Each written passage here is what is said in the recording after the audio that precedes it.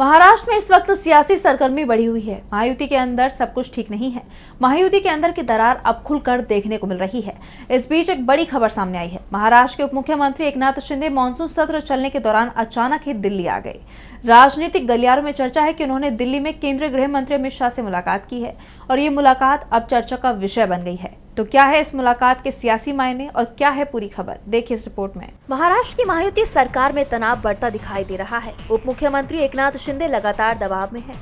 इस बीच Shinde monsoon session छोड़कर अचानक ही दिल्ली पहुंच गए, जहां उन्होंने गृह मंत्री अमित शाह से मुलाकात की। इस दौरान एकनाथ शिंदे ने सरकार को लेकर अपनी चिंताएं रखी। कहा तो ये भी जा रहा है कि उन्होंने केंद्रीय मंत्री नितिन गडकरी से भी मुलाकात की। सवाल उठ रहे हैं कि आखिर शिंदे ने दिल्ली जाकर बड़े नेताओं से क्यों मुलाकात की है और इस मुलाकात के सियासी मायने क्या है। तो कांग्रेस ने इसे महायुति में टकराव से जोड़ दिया है। उसका कहना है कि कैबिनेट में गैंगवार चल रहा है, इससे बचने के लिए ही वो दिल्ली दरबार में गुहार लगाने पहुंचे हैं।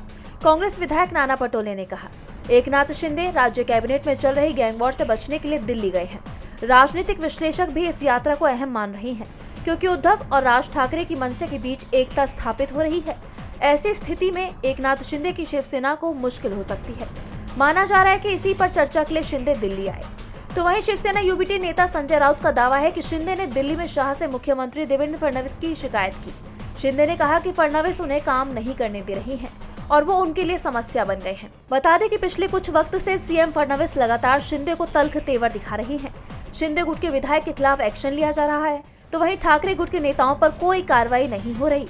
उससे एकनाथ शिंदे अपनी ही सरकार में परेशान नजर आ रही हैं, साथ ही दबाव में भी दिखाई दे रही हैं। ऐसे में शिंदे और सीएम के बीच दूरियां बढ़ती दिखाई दे रही हैं। डीवी लाइव की रिपोर्ट।